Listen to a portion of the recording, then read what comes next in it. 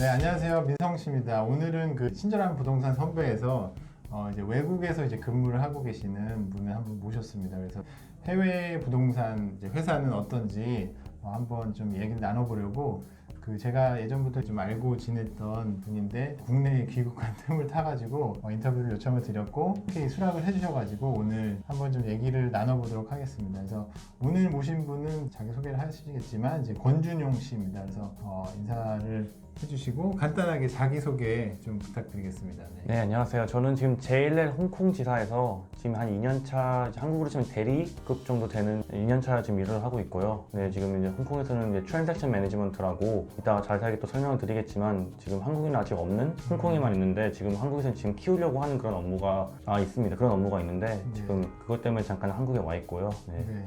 트랜잭션 매니지먼트는 뭔가를 팔면서 관리를 한다? 약간 그런 건가요? 뭐 좀 자세히. 네, 그 말 그대로 이제 네. 트랜잭션 매니지먼트다 보니까 그 리징 트랜잭션이 되든 네. 이제 아니면 그런 빌딩 트랜잭션이 되든 메인 매각. 네. 그 어떤 류의 트랜잭션이 되든 간에 저희가 이제 클라이언트한테 이제 포트폴리오를 이제 위탁을 받으면 네. 그 포트폴리오 내에 있는 걸 저희가 이제 관리를 해주는 겁니다. 그럼 우리나라에도 비슷한 게 그 프로젝트 매니지먼트라고 해서 네. 자산관리 회사들이 뭐 이전을 하거나 아니면 좀 개발 단계에서 뭐 봐주는 그런 서비스가 있는데 약간 그런 면이라고 봐야 되나요? 네, 그런 것도 이제 하나의 서비스로 포함이 될 수도 있고요.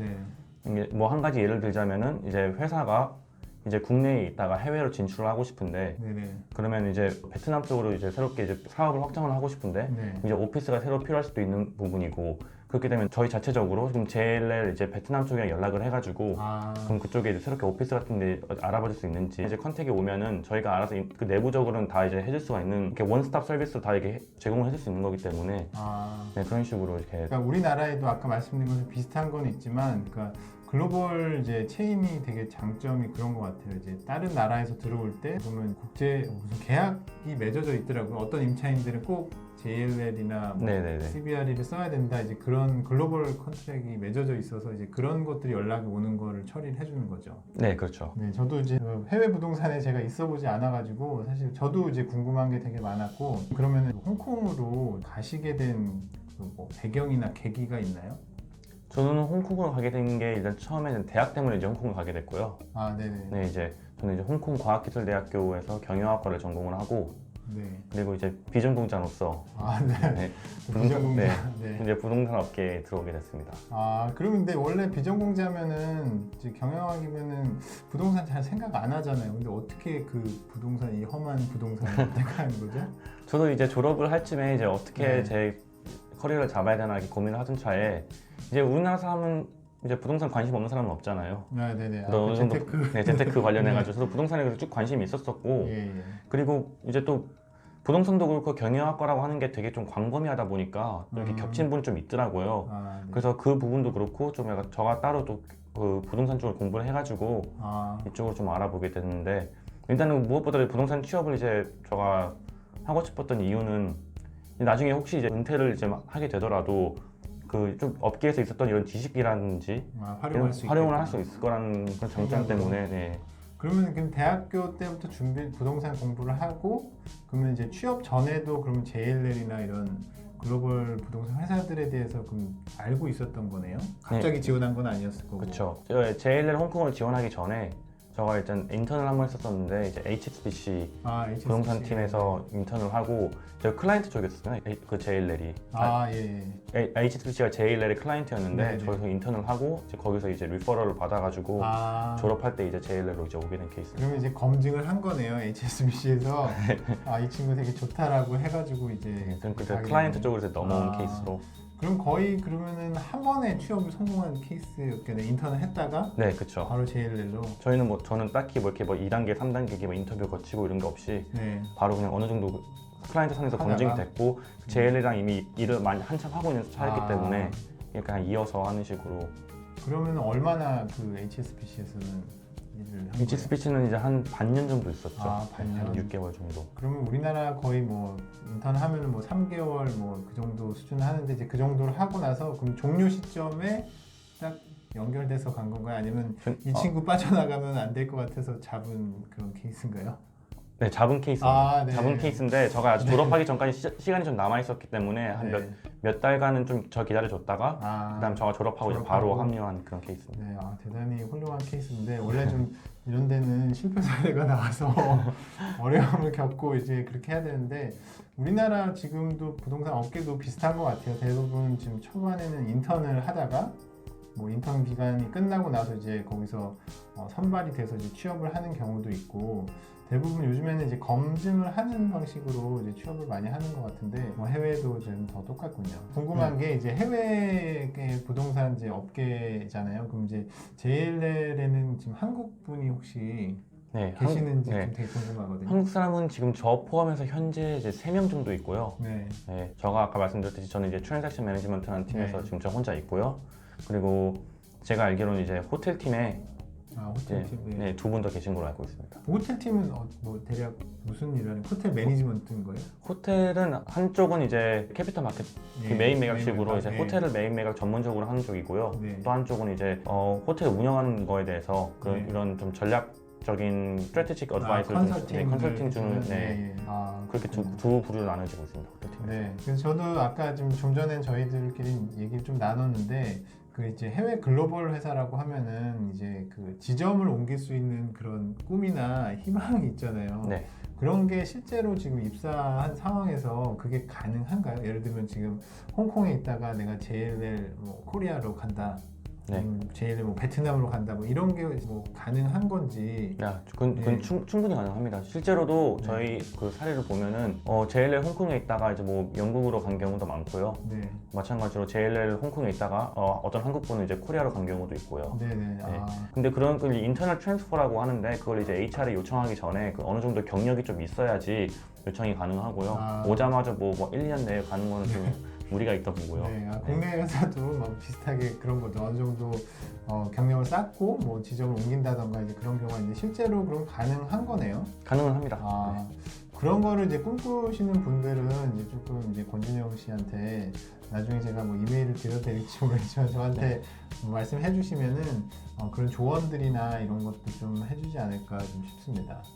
그러면 이제 그 이제 회사 이제 환경이나 뭐 근무 뭐 분위기 이런 것들도 좀 되게 궁금할 것 같아요. 이제 우리나라도 요즘에 뭐 이제 자율자석제나 뭐 공유 오피스처럼 근무 환경을 많이 바꾸고 있고 그다음에 뭐 이제 뭐 팀워크를 이뤄서 이제 하기 위해서 좀 공간들을 많이 바꾸는데 뭐 그런 근무 환경이나 이런 것들은 혹시 어떤지 궁금합니다. 네, 외국계 회사는 일단 좋은 점이 되게 일단 자유롭고요.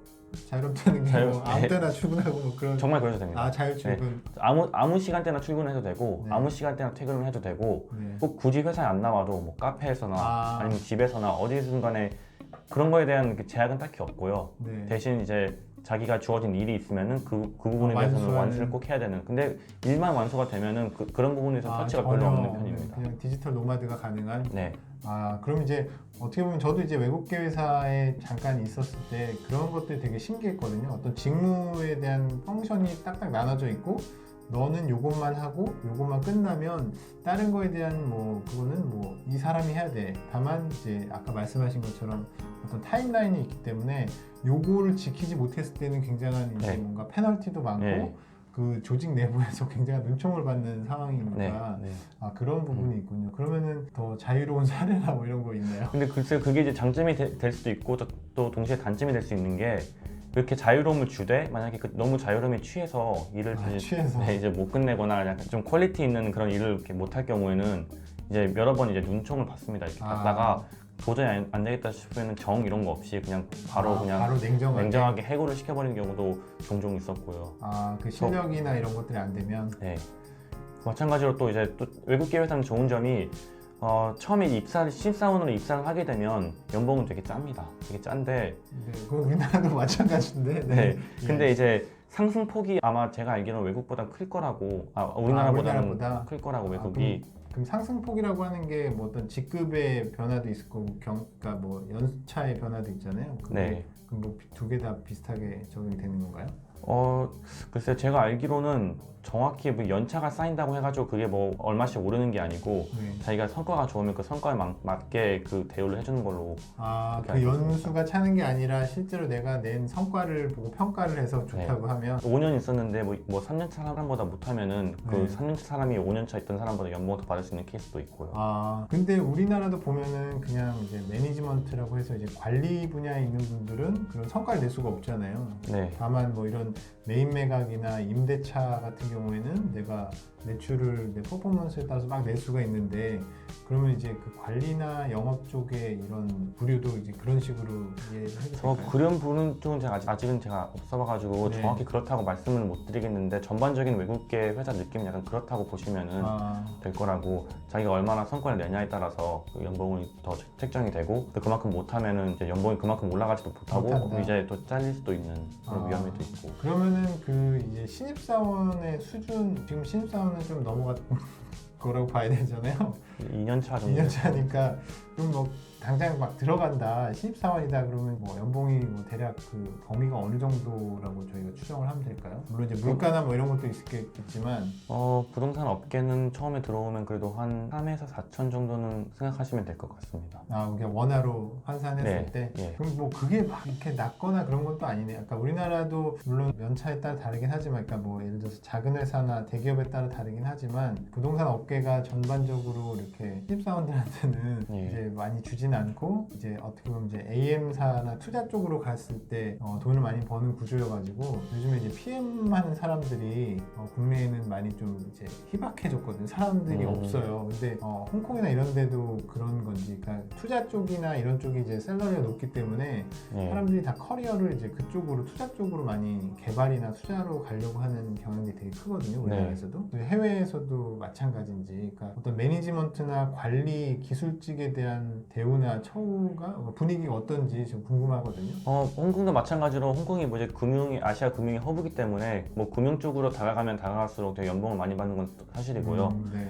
그리고 이제 부동산 일이라는 게 되게 로컬스러운 면이 없잖아 있기 때문에 국제적인 업무가 아닌 네. 그냥 홍콩 내에서만 보는 업무라고 하면은 자리가 되게 없고요. 외국인한테는. 네. 네. 외국인의 입장에서 봤을 때. 네. 아무래도 이제 중국말이라든지 홍콩은 또 이제 광동까지 해야 되기 때문에 네네. 아까 말씀하신 PM 이런 업무 같은 경우는 이제 상당히 외국인으로서는 취직하기가 어려운 분야입니다. 그러면은 그러니까 지금 말씀하신 것처럼 그 나라의 문화를 이해하고 있지 못하면 PM사에서도 이제 한국인이 만약에 간다고 하면은 역할을 네. 하기가 어렵다. 네. 지금 거의 지금 대학교 때 가신 거니까 어떻게 보면 그 나라의 문화까지는 다 습득을 못하고 간 거라고 봐도 되나요? 그렇죠. 좀 있겠네요. 일감은 없잖아 좀 있죠. 그러니까 만약에 우리나라에서 갑자기 홍콩 분이 PM하러 오면은 느끼는 어려움들을 생각해 보면은 네, 추측은 해볼 수 비슷할 있을 것 거라고 같아요. 저는. 네. 아, 네. 뭐 저만 해도 일단 제 업무가 이제 한 시장만 바라보는 게 아니고 저는 아시아 태평양을 전부 다 이렇게 네. 보고 있기 때문에 제가 하고 있는 업무는 영어만 할 줄 알면 아. 충분히 커버가 가능한데 네. 그렇지 못한 이제 정말 홍콩 내에서만 이제 홍콩 사람들이랑만 교류를 하고 네. 이런 업무다 보면은 아무래도 중국어라든지 이런 게 좀 필요하죠.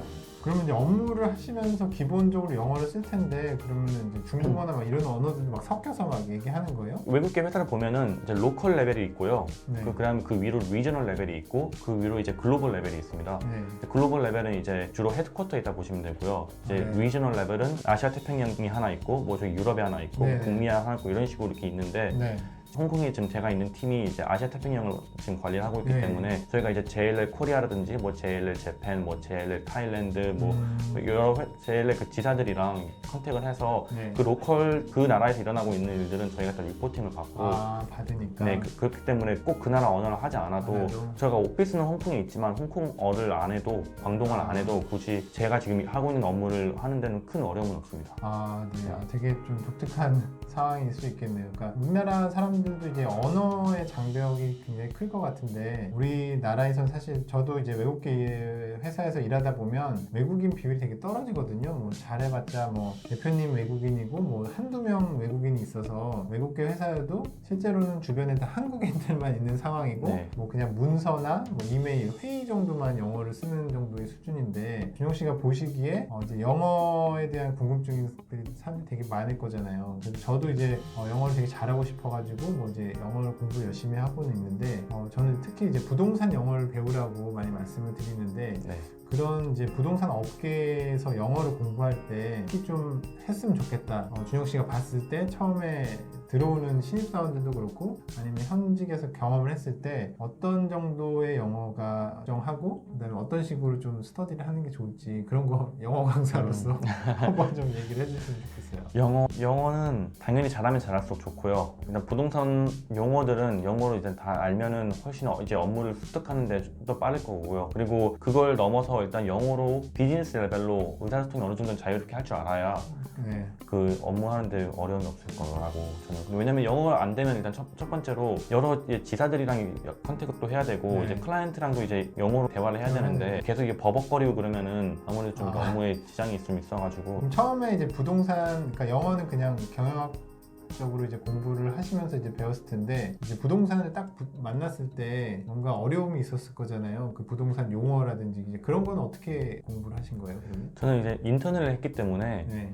이제 처음에 기본적인 건 저도 이제 어느 정도 이제 공부를 해서 이제 준비를 해서 갔고요. 네. 이제 인턴을 합격한 후에는 거기서부터 6개월 동안 이제 차근차근 배워가면서 저희가 이제 정식으로 신입사원이 됐을 때는 이제 6개월 동안 배우는 업무가 있었기 때문에 습득하는데 다른 신입사원보다 빨랐던 것 같습니다. 그럼 아예 현업에서의 그 영어를 바로바로 배우셨던 네. 케이스라고 보면 되겠네요. 네네. 여러 가지 좀 물어봤고 그다음에 그럼 앞으로 이제 준영 씨의 계획 뭐 어떻게 되는지 좀 말씀을 해주시면 좋을 것 같습니다. 저도 잠깐 말씀드렸듯이 아무래도 외국에 있으면은 부동산 업이 성격이 좀 그렇다듯이 좀 로컬스러운 면이 없잖아 있어서 네. 저도 머지않아서 아마 한국으로 오게 되면 지금 하고 있는 업무 말고도 네. 다른 업무 이제 좀 이렇게 전반적으로 한번 어떤지 쭉 보고 싶은데 네. 예를 들면 이제 뭐 아까 말씀드렸듯이 뭐 프롭테크라든지 네. 아니면 물류 부동산 쪽이 요즘 되게 전망이 좋은 걸로 알고 있는데 아, 그런 쪽으로 혹시 기회가 있으면 한번 가보고 싶은 생각이 있습니다. 네네. 새로운 스타트업이어도 좋으니 약간 네. 새로운 분야로 막 이렇게 전망 있는 분야로 이렇게 가고 네. 싶다는 말씀이신 거잖아요. 네. 근데 그러니까 홍콩에 있으면서 네. 저가 이제 외국인으로서 경험하지 못했던 분야들 네. 그런 분야들은 이제 한국에 오면 가능하니까 아, 혹시 그런 분야가 뭐 자리가 있으면 한번 그런 쪽으로 네네. 지원을 해보고 싶은 생각이 있습니다. 그러면 지금 제가 보기에는 그냥 어떻게 보면 우리나라의 프로젝트 매니지먼트 성격의 일을 많이 했으니까 그런 쪽으로는 바로 이렇게 들어와도 되지 않을까 싶은데 네. 똑같은 일을 하고 싶지는 않은 건지. 똑같은 일도 상관은 없는데 네. 왜냐면 홍콩에 있으면서 네. 그 저가 선택의 폭이 많이 없었기 때문에 이번에 업무의 다양성. 업무의 다양성 면에서 봤을 때 그래서. 저가 한국으로 오면은 좀 더 이제 폭넓게 한번 보고 싶은 마음이. 그럼 그런 것도 가능하겠네요. 제가 보기에 지금 뭐 언어도 되고 외국에서 경험한 그런 것들도 있기 때문에 요즘에 우리나라 자산운용사들이 이제 해외 투자 이런 걸 많이 하니까 네. 그런 포지션도 뭐 상당히 매력적으로 네. 보일 텐데 그런 것도 오픈을 해놓은 거죠? 네, 앞으로? 그럼요. 네. 또 만약에 이 방송을 보시는 분들 중에 권준영 씨를 이제 좀 이렇게 한번 인터뷰를 해보고 싶다라고 하시는 분은 저한테 연락 주시면 좋고 저도 이제 좋은 자리가 있으면 한번 네. 연락을 드릴게요. 오늘은 제가 뭐 대부분 여쭤볼 거는 좀 짧게 끝내려고 해서 이제 다 물어봤고 혹시라도 이제 준영 씨한테 뭐 궁금한 게 있으시면은 제 이메일을 통해서 이렇게 한번 드리는 게 좋을 것 같아요. 그래서 이제 마무리 좀 하려고 하는데 앞으로 이제 해외 부동산 취업을 하시는 분이나 아니면 그냥 취업을 준비하시는 분들한테 뭐 해주고 싶은 말씀이나 뭐 그런 것들이 있을까요? 저 아까 해외 취업 준비하면서 영어에 대해 강조를 많이 했는데요. 그렇다고 뭐 영어에 대해서 너무 막 부담스러워하고 막 되게 난 영어 때문에 못할 것 같다고 이렇게 도전 이렇게 주춤하지 마시고요. 그 영어가 일단 제가 강조는 했지만 그래도 어느 정도 의사소통이 되면은 뭐 네. 크게 큰 문제는 없기 때문에 한번 도전을 해보시는 걸 추천드립니다. 그럼 이제 끝내야 되는데 그러면은 제가 좀 질문을 드리면 처음에 그러면 회사에 가셨을 때 영어 수준이 어느 정도라고 판단을 해야 되나요? 제가 어쨌는지요? 네. 저는 그래도 영어 인터뷰를 당연히 영어로밖에 인터뷰 안 네. 했지만 뭐 질문 받는 거에 대해서는 저는 이렇게 딱히 이렇게 버벅거림 없이 그래도 잘 대답했던 것 어느 정도 같습니다. 수준 있게 대답을 하셨다 네. 이런 거죠. 뭐 대답을 못한 거면 너무 이제 좀 전문성 있는 업계에 관련된 부분에서 제가 버벅거렸지 뭐 영어 자체에서 언어적인 면에서 좀 버벅거렸던 부족한 점은 없었다. 것 같습니다. 그럼 이제 갑자기 끝내야 되는데 계속 질문 생기는데 네. 그 외국의 그 이제 해외에서 만약에 인터뷰를 봤을 때 혹시 뭐 기억나는 질문 있어요? 있어요? 뭐 이제 담당자가 물어봤던 것 중에 담당자 물어봤던 것 중에 진짜 네. 지식을 물어보는 것도 아니고요. 그냥 대뜸 장님한테 네. 색깔 노란색을 설명해 보라면 설명해봐라. 어떻게 설명할 것이냐 갑자기 아. 대뜸 물어봤었는데 되게 좀 당황했던 기억이 있습니다. 부동산 회사에서 예. 그 창의성을 창의성을 약간 보려고 했던 보려고 건지 했던 거. 그런 질문을 들었을 때 되게 순간 약간 주춤했던.